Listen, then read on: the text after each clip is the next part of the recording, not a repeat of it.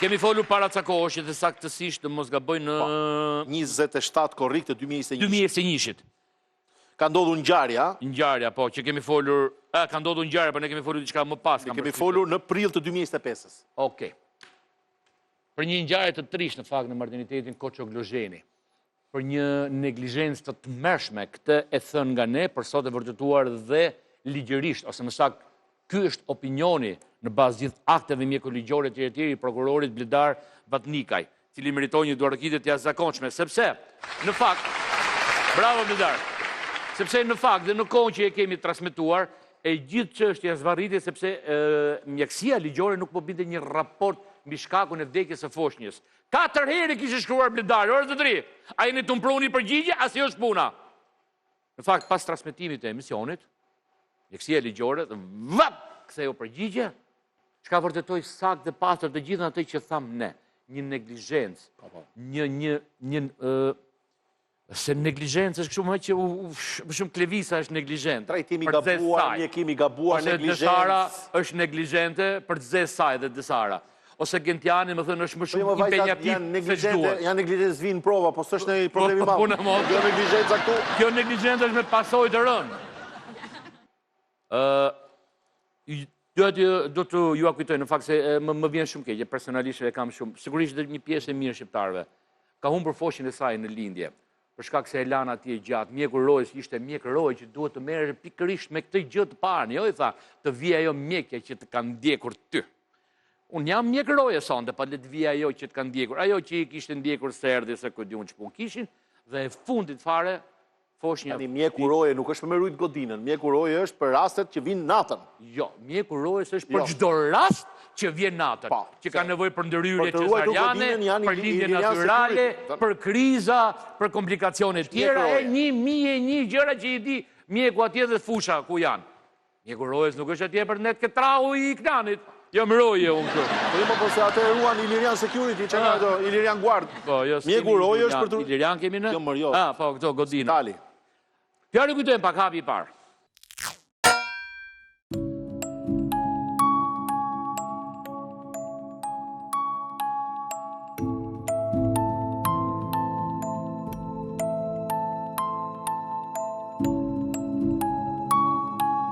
Përshëndetje Mr. Stopi, ndodhemi këtu në kryeqytet pranë maternitetit Koçoglozheni, ku në datën 27 korrik të vitit 2021 ka ndodhur një tragjedi ku një foshnjë e gjinisë femër ka humbur jetën për shkak të neglizhencës mjekësore, ashtu siç pretendojnë familjarët e saj. Korrik të 21-shit kam humbur vajzën në lindje, edhe është komplet për faj të mjekëve. Në 9 muajt e shtatzanis nuk kam pasur asnjë lloj problemi. Ndiqesha vetëm me mjekën Aida Hoxha, sa ishte ajo vija të bëja eko. Edhe në darkë, në orën 5 të mbasdites, më plasin ujrat edhe marrë doktoreshe nisën direkt për martinitet. Doktoresha Aida nuk ishte në turn, edhe më tha shko atje se ja kam lënë porosi doktor Ervis Vatës. Ai doli që na priti atje dhe na tha mos keni merak për çdo gjë edhe futem në martinitet. Po doktoresha e dinte që bebi ishte goxha në peshë. Edhe unë para 3 ditësh kisha qenë për të bërë vizitën, edhe të njëjtën, mbas 3 ditësh duhet të shkoja prapë që të lija datën e operacionit se kisha vendosur që do lindja me operacion. Por nuk priti puna. Doktorit i thoja vazhdimisht që keni folur me doktoresha Aidën sepse nuk mund të lind vetë, bebi është i madh në peshë. Dhe vetëm përgjigje që merrja nga mjekët atje ishte që do lindesh me turnin tjetër. Ndoshta turni tjetër vinte doktoresha që unë ndiqesha. Edhe gjatë gjithë natës asnjë lloj insistimi. Erdhi mëngjesi, erdhi doktoresha që ju ishin ndjekur prej muajsh. Po. Edhe doktor vinin të shumt, vinin shikonin, thoshin okay, nuk është gati për lindje. Doktoreshën e kisha marrë 2-3 herë në telefon, edhe pastaj kur erdhi në orën 7 të mëngjesit bëri komplet të paditurën. Tha ma unë e dia se kishe lindur, tha ti s'pas ke lindur akoma. Insistoja jo, po ishte e pamundur.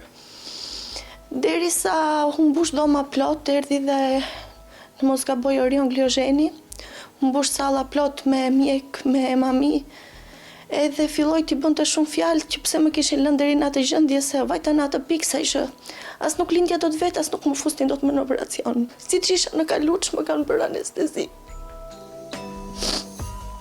Më kanë vënë në gjumë atje edhe kanë insistuar në lindje me forcep, që nuk është i lejushëm në qoftë se nuk di ta përdorësh.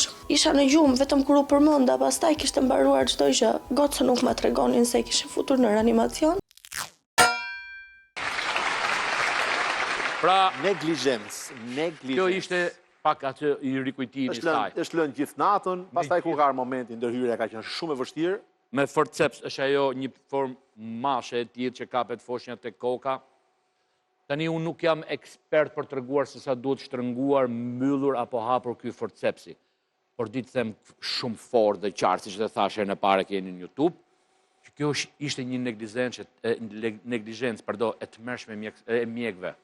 Ti je mjekëroj dhe mos i afrohesh një pacienti që po vuan, një pacienti që ishin çajër ujëra dhe që krijon komplikacione të tmerrshme për lindjen e një foshme pa dashur të shin detaje me bosi ginekolog. E një pacienti që po vuan dhe kërkonte ndihmë dhe askush nuk ju përgjigj brenda një spitali, se këtu unë e kuptoj që në rrugë nuk përgjigjet njëri kur çofin, ose ku diun vend tjetër kur thret ndihmë, fillojnë xhiroj me celular, nuk të afrohet njëri. Po ti je në spital, ti je asistuar me 1000 infermiere, e me mjek plot dhe mos të afrohet njëri, kjo është lush nga mend të kokës. Dhe pas kësaj ngjarje, prokuroria që kishte pas ngjarjen dikur pasaj e mori zoti Bledar, nuk e thriti një herë të vetme për ta pyetur si dëshmitare. 8 muaj ka kërkuar për përgjigjen e autopsisë dhe s'ja jepin. 4 vjet zvarritje, lart e poshtë. 4 vjet zvarritje. Bëhet më, kupto. 2021-2025.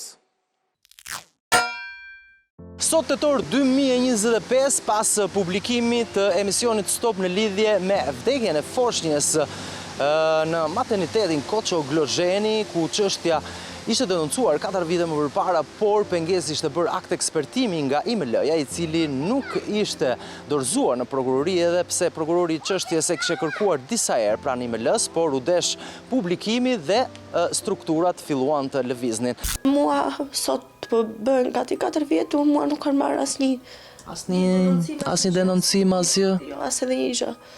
I keni ndjekur me 3 avokat deri tani çështjen. Asnjëri nuk i ka shkuar deri në fund, sepse përgjigjja e vetme është mjekësia ligjore nuk e ka dorëzuar akoma akt ekspertim. Ekspertimin tek prokuroria që të vazhdon të ndiqet. Emisioni Stop ka siguruar këtë shkresë që prokurori i drejtohet Institutit të Mjekësisë Ligjore. Ndër të tjera, në këtë shkresë thuhet: kemi kërkuar kryerjen e ekspertimit mjekoligjor dhe ende nga ana juaj nuk është kryer ky akt ekspertimi. Ky akt është rikërkuar disa herë me shkresë zyrtare nga ana jon, pasi po bëhet pengesë për zvarritje të pajustifikuara të hetimit. Me mbërritjen e akt ekspertimit mjekoligjor pranë prokurorisë së Tiranës, emisioni Stop ka mësuar informacione konfidenciale ku ky raport mjekoligjor i ka lënë përgjegjësi mjekëve të cilët janë marrë me lindjen e nënës, e cila humbi vajzën e saj të sapo lindur pranë këtij materniteti. Në fakt, sot ka një deklaratë për media që të 2 mjekët dhe ajo zonja mjeke që ishte në shtëpi, që e kishte ndjekur gjatë gjithë kohës me zemrën, ke parasysh si bëhet zemra kështu, po që nuk i erdhi atë natë.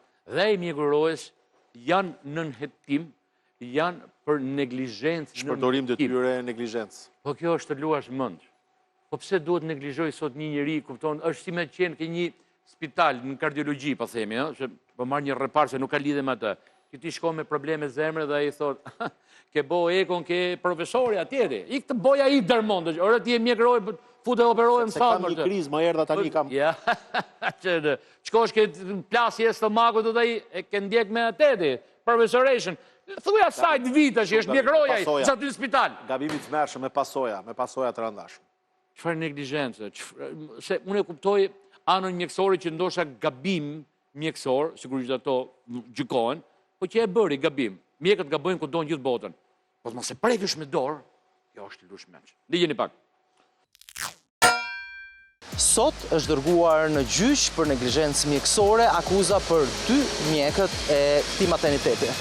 Emisioni Stop ka siguruar dokumentin ku 2 mjekët, Erviz Vata dhe mjekja Aida Hoxha, akuzohen nga Prokuroria e Tiranës për neglizhencë mjekësore. Sipas organit të akuzës, i cili bazohet në 2 akte ekspertime, vdekja e foshnjës ka ardhur si rezultat i përdorimit të forcepsit.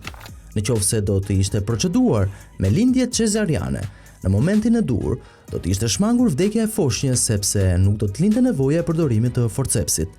Për këtë arsye, prokurori Bledar Valikaj akuzon 2 mjekët për neglizhencë mjekësore që sollën vdekjen e një foshnje në ditën e parë të lindjes së saj.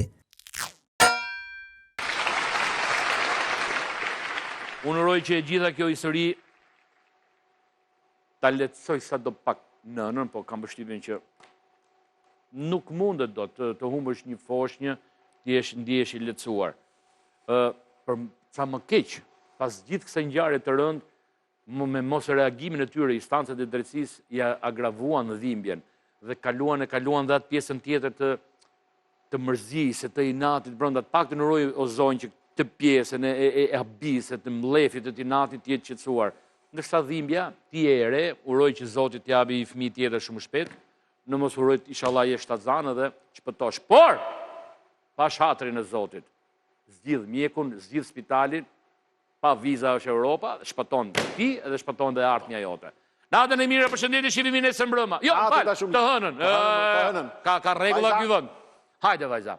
Fakt ju vajza nuk është se prisni fundjavën, se jeni pushim gjithë javës, po ne që punojmë. Hajde shpejt lëvizja ke vini jot. Shpejt, flutur.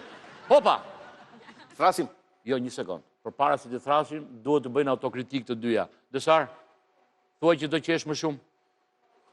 Ku?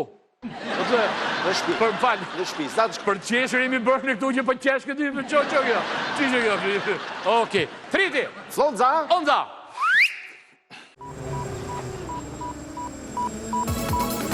Zero 67 220 88 88. Denonconi me video çdo gjë që ju duket e padrejtë, sepse gazetarët më të mirë investigativ jeni ju.